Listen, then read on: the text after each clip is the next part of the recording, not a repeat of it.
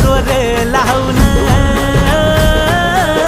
दाटला जरी अंधार